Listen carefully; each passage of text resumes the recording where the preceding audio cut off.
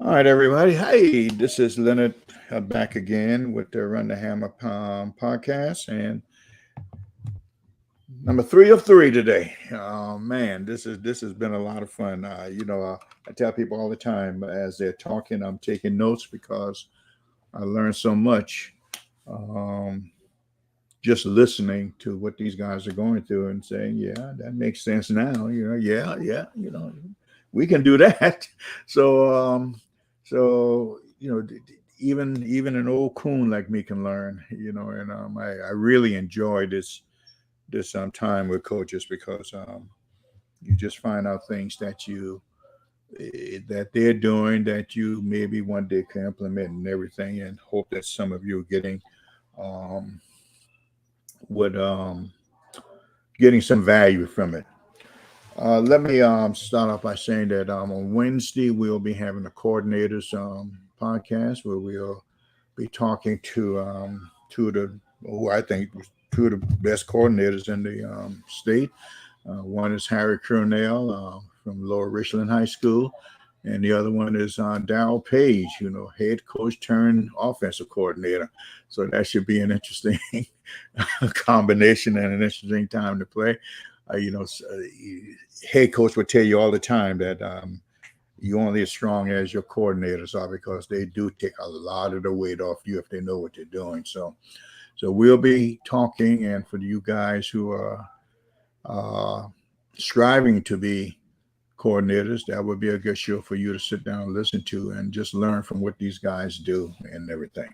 But tonight it is Jamie Johnson night at Hannah Pamplico, and I have, when I thought about it last week, and I said, boy, this would be a great one to be on, to bring him on because I've always admired what he's done at that program over there. And we're going to talk about some things that he did to get the program to where it is right now. And if you guys don't know, you need to just go by the school one day and just look and see the job that he has done. So, but forget me. Let's see if we can get Jamie on here.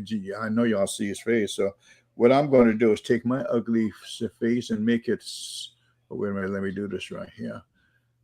Take my ugly face and make it.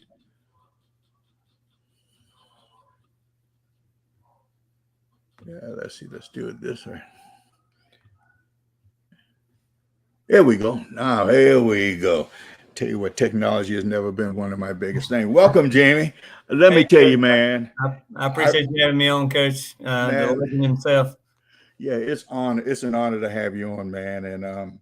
And for that half a person that does not know Jamie, and I call him half because he must have just been born today. That don't know Jamie Johnson. Would you talk to that little young one and let people know who Jamie Johnson is? Well, I'm a MacB native. Played at small town football, small program, and I think that kind of molded me into who I am today. Even I've had a chance to coach in a ton of high quality programs for a lot of future Hall of Famers. From Amick at Columbia High School. I worked for Jay Fry at Richland Northeast High School. Lee Sawyer at Strom Thurmond High School. Coach Woodbury at West Florence. Went back to Strom Thurmond and worked for Coach Hillary there, Antoine Hillary. Had a great career playing and then, of course, coaching, and then, was able to step into the Hannah Pamplico job. They believed, our administration believed in a young offensive-minded coach that, just believed in working hard, and they took a chance on me. And, I think we've done a good job at being a competitive program in our state. They there for a while, HB was kind of who everybody wanted to play for homecoming. And, I don't think that now that, people try to schedule us for homecoming anymore. So, I think that's a kind of a victory in what we've been able to do in the program here. You you never coached at your alma mater, high No, school. sir. No, You sir. know, and I actually, because that's where I thought you came from until I started reading your resume and everything. But I don't know how I kind of got you into um, your alma mater before, but yeah, evidently there was a connection there. Um, what made you want to get into coaching? Well, I had some terrific coaches growing up. You know, Trey Woodbury was my head coach at McBee actually before he moved on to West Florence. He was a fantastic coach, still one of my mentors. He actually coaches for me now at Pamplico. So that's kind of a great dynamic there. You know, he's kind of uh, getting close towards retirement, so he's been able to be a great advisor to me. And then, Terry Sowell came over from Central Pageland to coach me my senior year. And I love Coach Sowell to death too. Mhm. He was, you know, very hard nosed. You were going to run the ball, and it was, if you can't get a yard, you don't need to be playing football kind of deal. And so it kind of molded me, and I'm kind of that personality. I'm an offensive guy. I want to spread it around a little bit, but uh, you know, I think I'm a very hardworking individual. There's not anybody out there that's going to outwork me. I try to do something every day to make our program better. And that came from those two guys. So Mhm. those two guys kind of made me want to become a coach. And you were an assistant for how long? Ooh, I guess that was, I don't even know. I haven't counted it up. So, Yeah. 1 year at Columbia, 3 years at Richland Northeast, 4 at Strom Thurmond, and 2 at West Florence under Coach Woodbury before I became a head coach. So this is going into year 7 as a head coach. Well, you look like a teenager. I know. I was pretty young getting the HP job, so I'm grateful for our administration for taking a chance on me. So I feel like I have aged a lot in 7 years, though. Uh-huh. Sitting in the big seat is sometimes a little more stressful. You appreciate it as the assistant coach, I guess, a little more now too. When did you know that you wanted to be a head coach?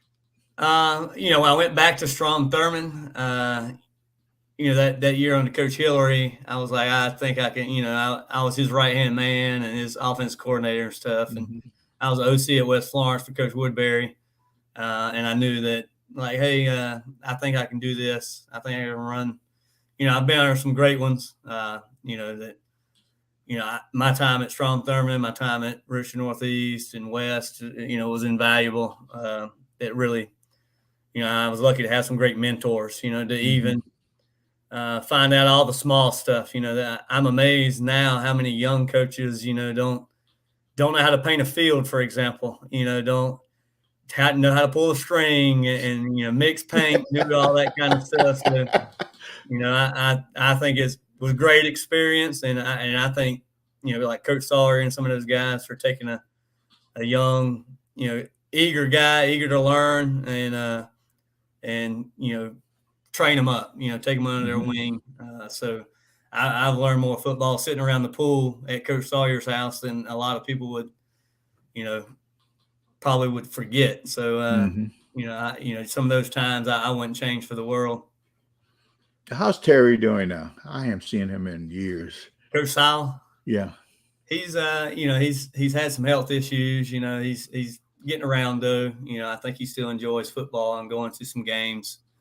So he's had some health things. We've talked a little bit, but a message on Facebook. But I really need to get up with him and try to have some dinner one day. But Mhm. the life of a football coach and athletic director. At a small school, you know how that goes. Yeah, Terry and I took a driver's ed class together. That's how we met. Yeah, he And did driver's ed at McBee there and yeah, and at Central before.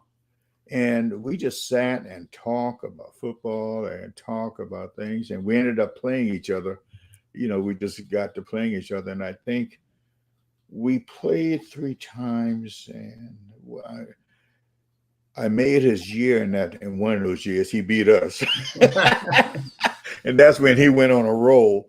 and Yeah. we played. I think we won 2 out of 3 or something like that. But I mean, I enjoyed being with him. His mother, I met his mother when she was working out there at Camp Bob Cooper, and that was I just love. If you don't mind, text me his number. Yeah. If you have it, and then I'll give him a call first thing tomorrow because I haven't talked to him. But yeah, I mean, he was a good one. He was a good mentor. Yeah, so, yes, he is. Yes, he is. And now you got that head coaching. What did you?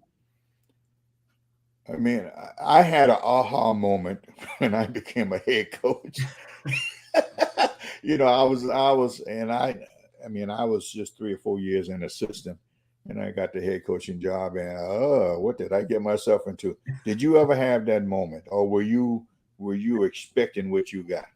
No, there's definitely, Coach Sawyer, I mean, Coach Hillary, the best of them, they said it best, you're never prepared to be a head coach. So, you can continue to be under some great mentors, but there's going to be things that happen that, you're just not prepared for either way. So, and, I've had some great mentors. Coach Calabrese at Hartsville gave me some of the best advice. He, just sitting around, like you said, talking football and everything, and like what advice would you give a young head coach or whatever else? And he made the statement, you're going to have to do something to get them to believe in you at some point in the course of the season. You're going to, have to go for 2. You're going to have to do something to basically win over the program. And I'll never forget year 1. We had our chances. We lost to a great Lamar team week 0. Then went to Marion and lost to Coach McCullum's team over there at Marion, but had our chance to win. We dropped the ball for the touchdown and would have won it.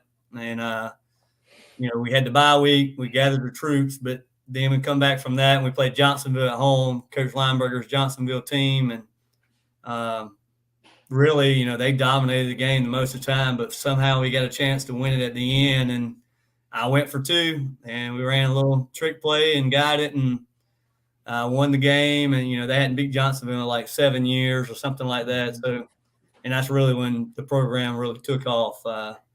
We reeled off, like 7 straight wins, made it to the 3rd round of the playoffs in year 1, lost the Lakeview Region title. So, I would credit it definitely for some great advice from Coach Calabrese over there at Hartsville. So your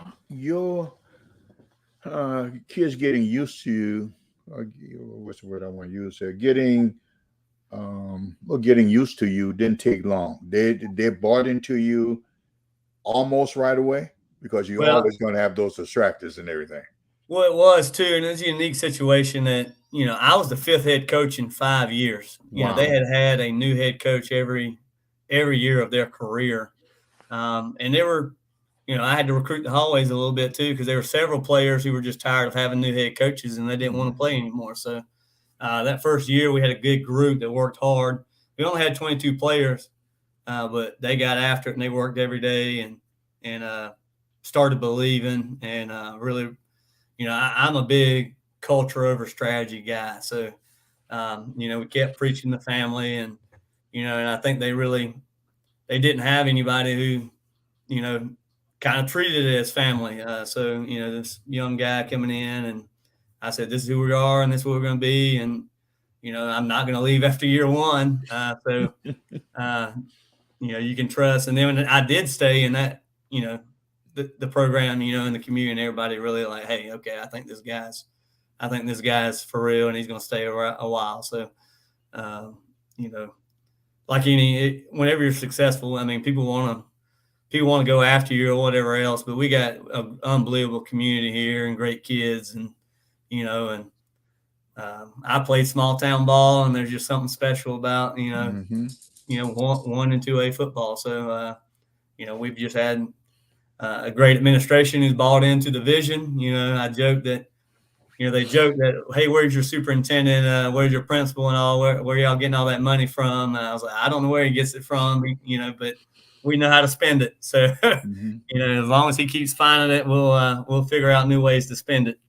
No, is this a superintendent you've always had? Or yeah, I'm lucky. He was he was in Florence 1 when I was at West Florence. He was deputy superintendent, Dr. Neil Vincent, and he came over. He took over in January, and then I was hired, in early April, and it's been a good. He's kind of he knows athletics is big in high schools, and he's basically touched every facility, and we got a brand new gym floor going in that first year, and brand new lights, and then now leading all the way up to we got a brand new track that they're actually working on now. They were there today working, even the crew, and then of course a brand new home stadium, a home side that is beautiful. It's second to none, and we've been able to not skimp on it. Like let's design a first class facility so our kids can be proud of that. Was this part of your vision when you got there, the facilities, or it just happened with you and Dr. Vincent, you said? He's been great. He comes up with the money. Our administration overall, our principal, Mr. Mosby, our assistant principal, Coach Drawdy, it's been everybody pulling the same way. And I think they understand what we're trying to do. And I think the community sees the way we do things. We try to do things the right way. We're going to be good sportsmanship. We're going to have great sportsmanship. We're going to, I focus on their grades. I check grades every week, and they know that, we're fair. We don't pick on kids. We don't do all that. We have a no cursing policy. We don't cuss at them and do all that or whatever. We truly believe that this is a family, and we want to pull it in the same direction because we're trying to make them great people, not only just good football players. Now, the Coach Drawdy that you said, is this the Coach Drawdy that's been there forever? No, this is his son. Oh, okay. Stan was a longtime coach here. Yeah. I go see him for advice all the time. He's been here in the community. He's been a stalwart. And his wife actually was athletic secretary for, 32 years or whatever it is. She retired last year or 2 years ago now. But she was a loss because she would help me out with all the paperwork and stuff. So, but they're huge in the community, and you still see him at every game though. So he loves this place, and just like the rest of us do. Yeah, funny story about Stan. I just got to Scotch Branch, I think the second year. We went down to play Hannah Pamplico because I think we were in the same region, something like that. And we do the old Dallas Cowboy shift, Yeah. And we were doing that, and all of Hannah Pamplico were jumping off, and I remember standing running on the field telling the officials, "That's illegal. He can't do that." And the official had to calm him down, say, "Yeah, he can do that." That was everybody, right? Huh? As long as it's everybody at the same time, right? You can do it, right? Yeah. And but the funny thing about it is this, to hear his voice screaming across the field and calling all the officials by name. And I said, "Oh man, are we in trouble tonight?" He's a good one now. Everybody you talk to in the community, he affected their life one way or another. Yeah. They love him around here, and maybe I don't get run out of town and I stay long enough to maybe even touch his record, but he was a great one around here. Well, you tell him I say hello when you see him again, man. I tell Absolutely. you. I'm sure it'll be pretty soon. He usually is at about every game. So okay, yeah. Now you got there at Hannah Pamplico, and the kids were moderately buying in. You still had those guys who was saying that well, you're not going to be here next year. Why am I waste my time with you? What about your staff and your administration during that time? Well, I was able, luckily, to bring in a couple coaches with me who were, great additions. A couple young guys that I had coached with before, and then, to be honest, there were several on staff though. When I first got there and interviewed, and then got the job, and I interviewed them actually, people who were on staff, et cetera. And, there were several that, well, maybe you need to move on and you can't help me, because, either you're all in and all that. And I understand that they were, this is this young guy, this is hearing it again or whatever. But I'm either you're all in and you're pulling the same way, or you need to figure out something else to do. So everybody from the custodian that cleans the field house or whatever else, we're going to pull in the same direction. And I'm a big believer in that. So, I mean, there's even situation in, the last couple of years, you just have guys, I mean, you can't come back and help, and I'm big on, even if it's a community guy there or whatever, if you're going to pull in the same direction and you're going to make them great men and you're going to believe in the vision, I feel like I can teach anybody football. But can you find the people that are loyal, who are going to work hard, who's going to do right by kids, who are not me guys? Everybody, Coach Sawyer always said, one of the best lines I've ever heard is, do you want to be a coach or do you want to coach football? And there's a difference. Like, do you want to be seen on the sidelines on Friday night and wear a headset or whatever else and carry around a play card? Or you're actually going to coach these kids and make them better and make a difference in their lives? Because that's the kind of people I want. So, it was tough early on. And, that first year we had like 5 coaches. And actually we got Coach Stan Drawdy actually came back and he coached a little B team for us and everything. And he ended up coaching a rec team. And so I actually ended up coaching a couple rec teams over the last 7 years myself, because I just want to make sure those kids can play and not fold the team. And, we get done and I'd go in and meet with the staff, and then I'd come right back out and we'd practice on the practice field again. The rec team would meet me there. So, we just try to have people in our community who want to pull it in the same direction. And I think they see that. As energetic as you are, and as, you put the time in, how do you balance that with family?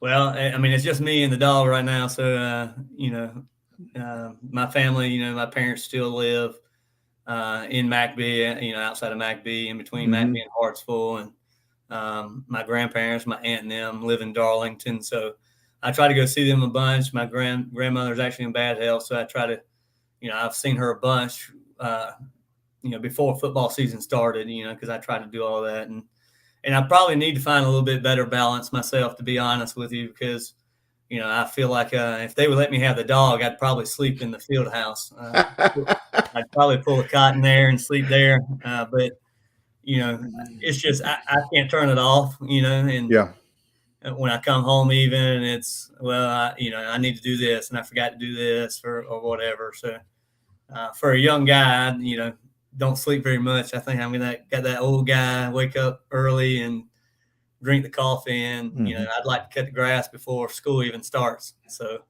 I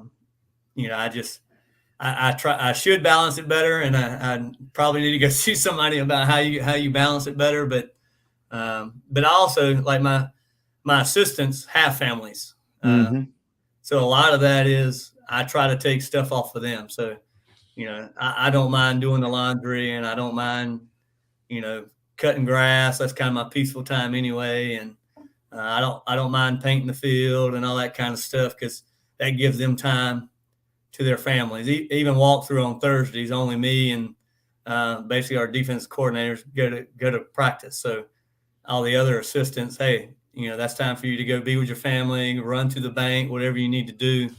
Kind of give them some of that downtime.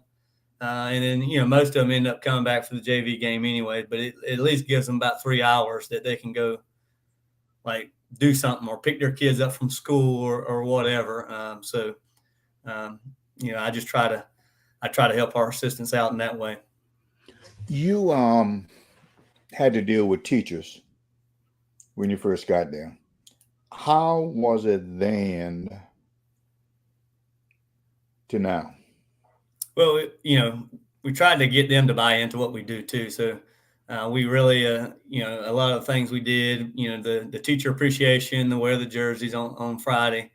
You know, they go and find their favorite teacher and let them wear their jersey and all that. And, you know, I always would give them a team picture and we would sign it. I'd sign it. And, you know, thanks for all you do, helping our guys out and put it in their boxes, that kind of stuff. And I know that's small things, but, you know, they want to feel appreciated as well. And they really appreciate your vision and buy into it too when you appreciate them. So we make sure we appreciate them. You know, from opening car doors or whatever it is on Fridays, we open the teachers' doors too and try to help them out. And you know, those first couple of years we really did it even more. We were practicing anyway, so teacher work days. You know, our guys would come in and help them move furniture in their classrooms and set up their classrooms, that kind of thing. So you know, we really want to be out there with our teachers, and our teachers do a great job. I send them a roster. If they got an issue with a kid, they know they can come to me first, you know, and I'm going to handle it. And most of the time it's handled, you know, they know it's handled and they don't have to worry about it. So, and they come to me I had one come, kid turned in a quiz blank last week, you know, met with him and all that, whatever. And the teacher said he was better the next 2 days, you know, and completed his work or whatever. So, and they also know we take academics seriously. We actually do our walkthrough. Luckily, we got most guys during the class. We have like the fourth block weightlifting class and all that, whatever. Mm-hmm. So we do our walkthrough on Thursday during the school time. That way, after school, they can go do the tutoring. They can get help, any kind of makeup test and that kind of thing. So Thursday is really the day the guys can go and work on a project or whatever it may be, you know, and I think the teachers really bought into that and they help us out with that as well. Okay. Now you got a fan base there that is out of sight. I wish a lot of other schools would have a rabid fan base like that. Or yeah. More schools will have the Rowdy Raiders. That's what we call them. The Rowdy Raiders. Yeah, they out there. Yeah. Where did that come from? How does that? I mean, was that there all the time, or was it something that was growing over the last few years?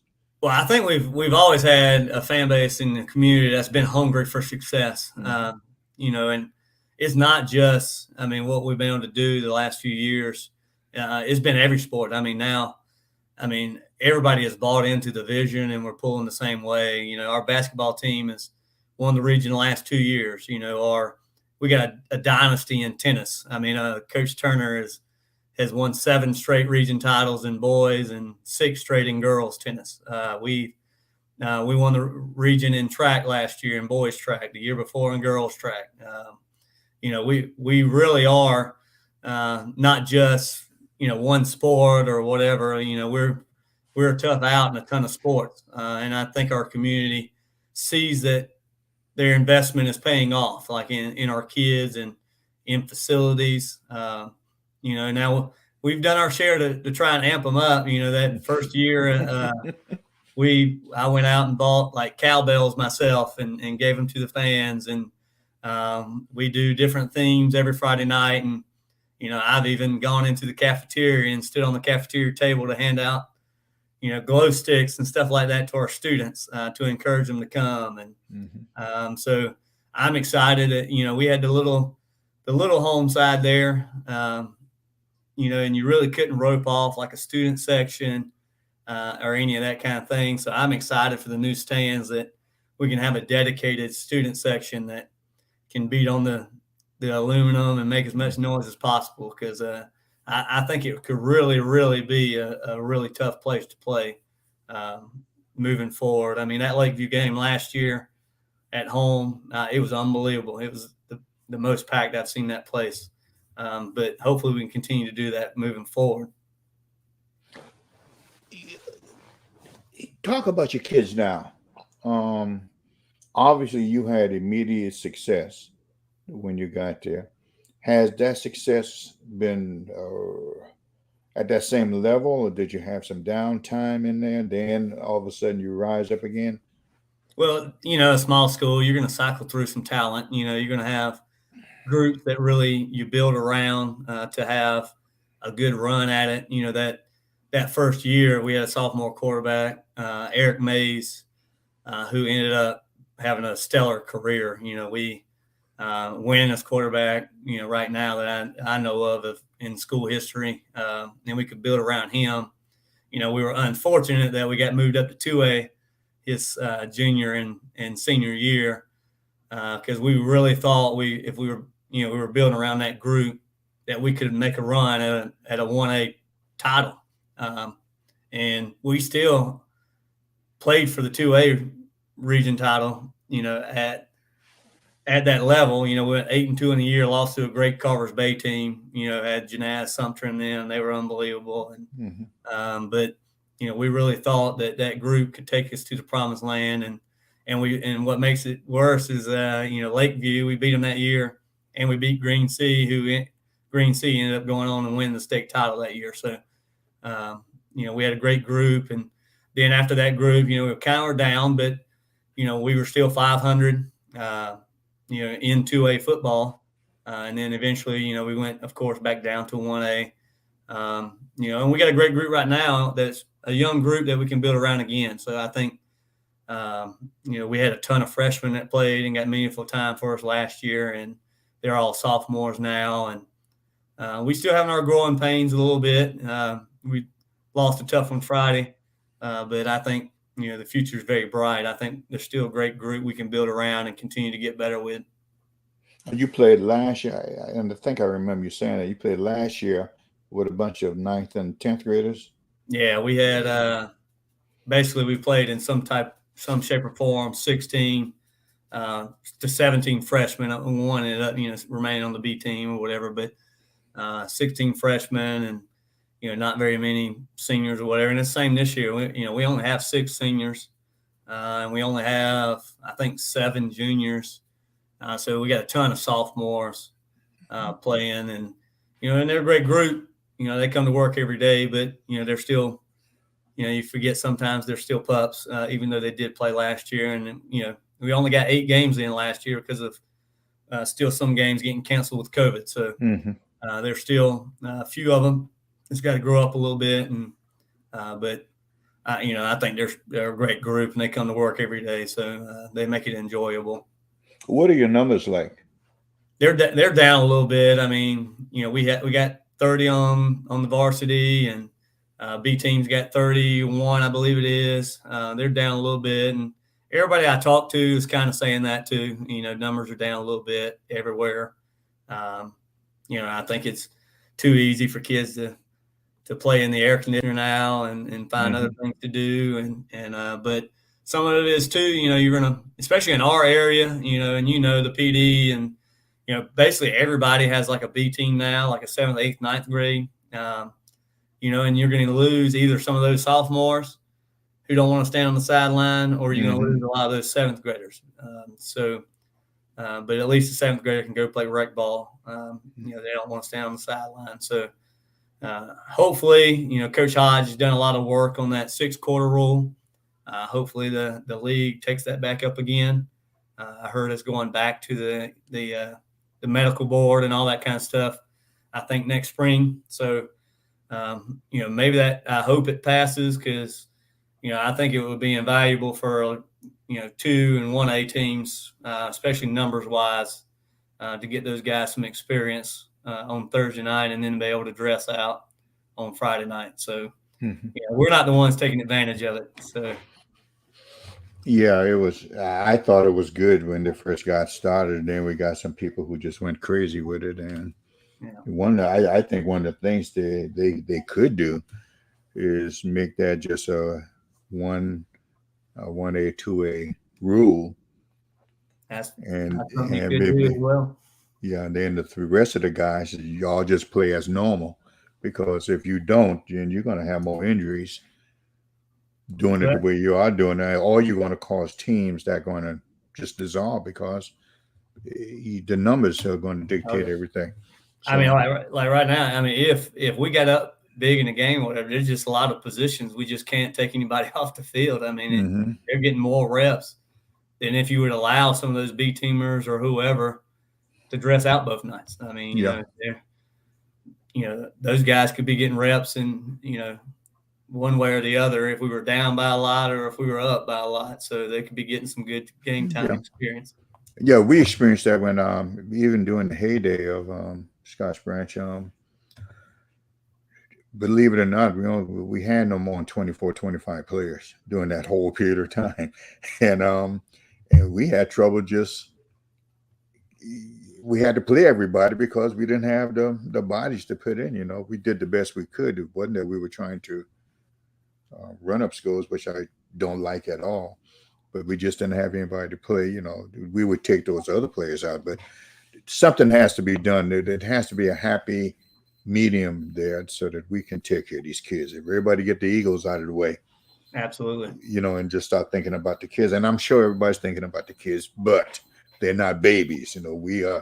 We are built to take things. And I think right now we're treating them too much as babies and everything. And everybody has a chance to be conscious. Here's one of the reasons I wanted you to come on. I came to a middle school basketball game last year when Scotch Ranch played Hannah Pamplico. You must have had 1,000 kids out there participating in the spring. And I just sat there and I looked and I said, wow.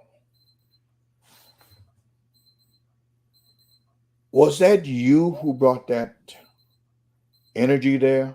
Or has it been there and you just added more fuel to it? How did that happen?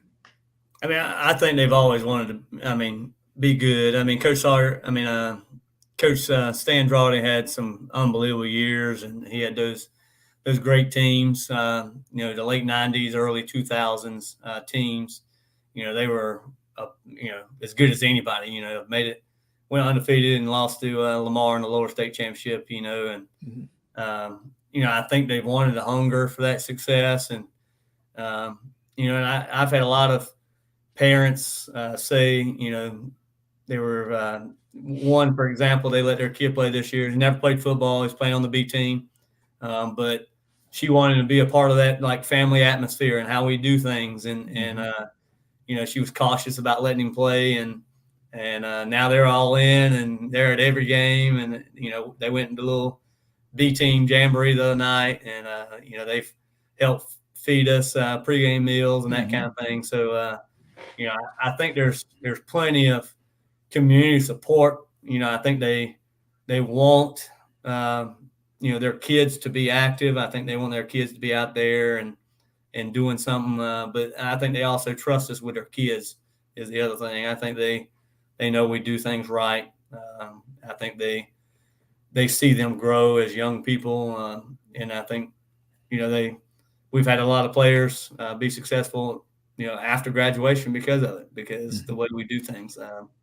I think if you treat players right and you do things right, the wins take care of themselves. It's the other part. We want to make them better people, better dads down the road, better citizens, and we do a lot to do that kind of thing to train them up. We do life lessons every Wednesday. We're going to train them for something other than football.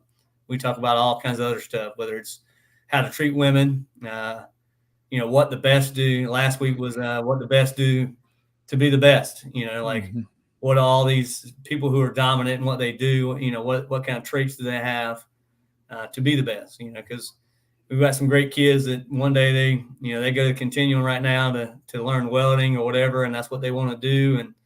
And there's a great career in that, but you still got to have certain traits that, what's going to make you the best welder in our area, and like why will people choose you for their business? So we try to do a bunch of that kind of stuff, and I think that's why people want to be a part of it.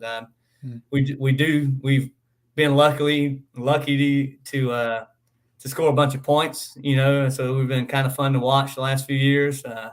So people kind of want to be a part of that, and for a small school, we do a good job putting them in college. We give them an avenue to go play ball somewhere. I use Cyrus Ellison as an example. He was a star basketball player, and I just kept working him, having that relationship with him, and he saw that I was at every basketball game and everything else, and I'm the first one to talk to him when he's done and told him a great game. And I'm like, hey, maybe you need to come out and try it, and he did. And now he's going to school for free. He's playing receiver at South Carolina State. So this, and there's a ton of examples like that.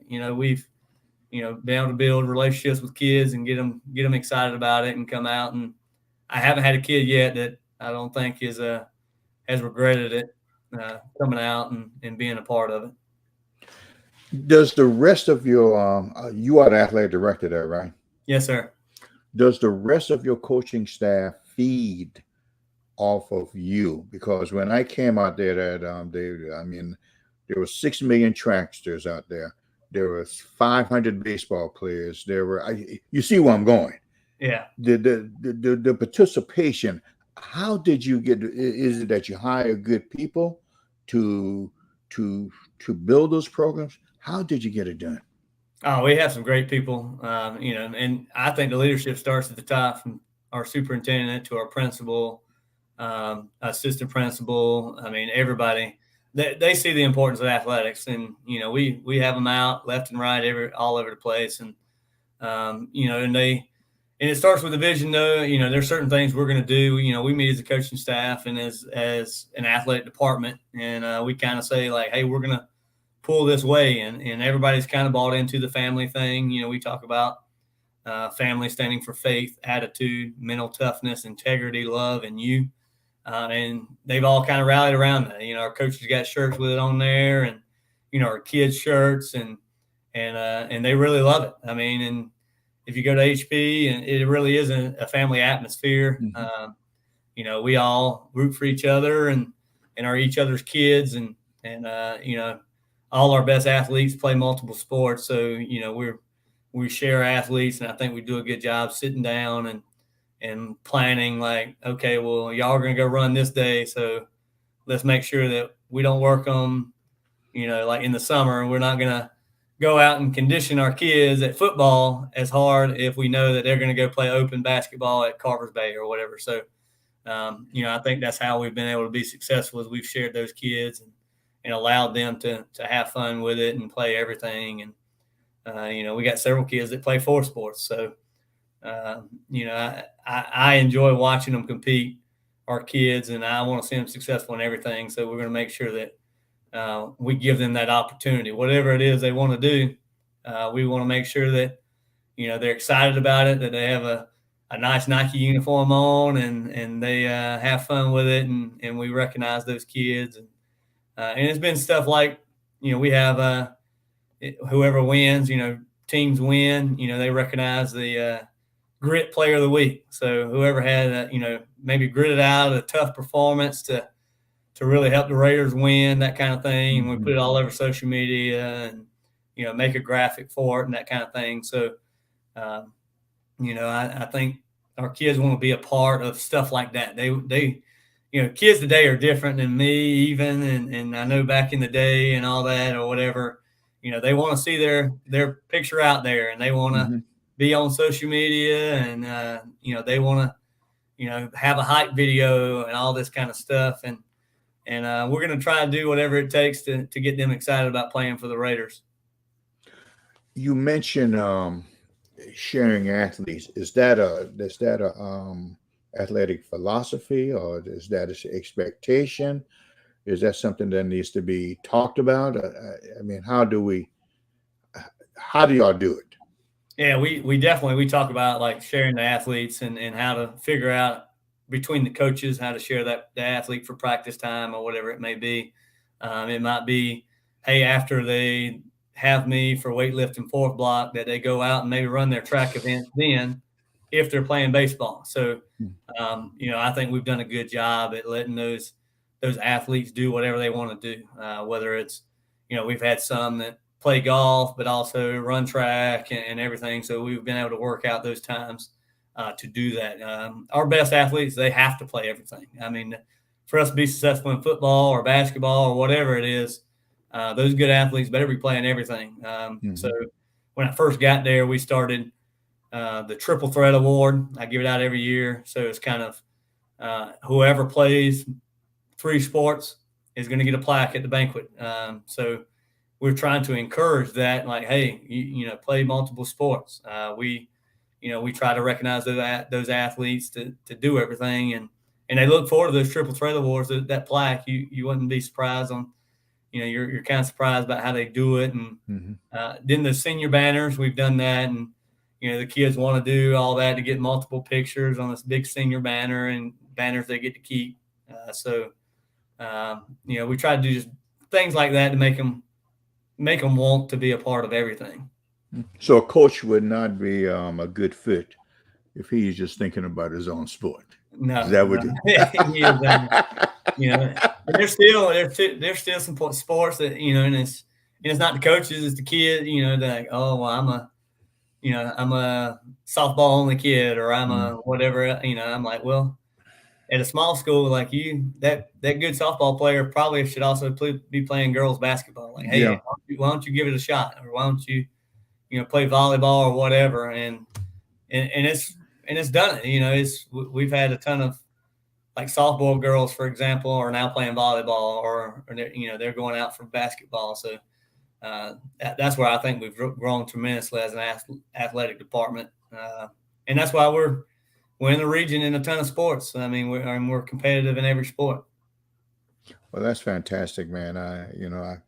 I've always believe in kids. As long as the GPA is supported, get out there and do as much as you possibly can, because you never know where it's going to come from. Yeah. And it just tears me up to see kids, high school kids, put all this effort into one sport, and then that flames out on them. Then they have nowhere to go. And every sport is going to teach you something else. I mean, like football is going to give you the toughness, but basketball is really going to make you a good athlete. You're really going to get some of that fast twitch motion and stuff, and in track, of course, that's where you really can develop that speed and the spring. So, there's a ton of things that can teach you from each sport. How has your preseason gone? It was good. It was pretty tough. I mean, we had a 6-way scrimmage at Sherrall. It was pretty tough, and then we went against a good Philip Simmons program. Eric does a great job down there at Philip Simmons. And then, we played Timberland in the Lake City Jamboree. So Timberland is always, got dudes everywhere, and traditionally a 2-way powerhouse. So, to beat them, 6-2 in the Jamboree, we felt pretty good about it. Then we got into week 0 last week and played a very tough MACB team, and just be honest, got hit in the mouth, and so hopefully we can grow up this week and move forward. Luckily, it's early on, so it's you still got chances to fix all this stuff before you get to region play where it matters. You play who this week? We had North Central, so okay. We got made a pretty tough non-region schedule. Played some 2A teams. MACB is always tough. What they do, they're in the wishbone and they're going to hit you, and so we definitely want some of that. And then you got North Central. Then we go to Sherrall as well, and then we got Andrews.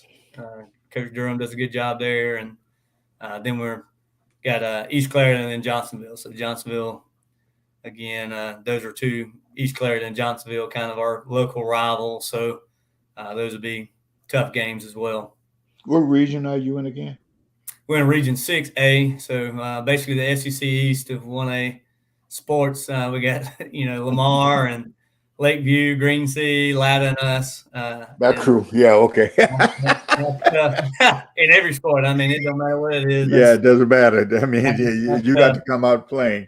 Yeah. So, we joke, somebody asked, I was on one of these a couple weeks ago, and they asked about, how do you feel about the region? I'm like, well, I feel that if you're 3rd or 4th, you can still make a run in the playoffs because how tough the region is. So if you're not too beat up, you can go and make a run still. So.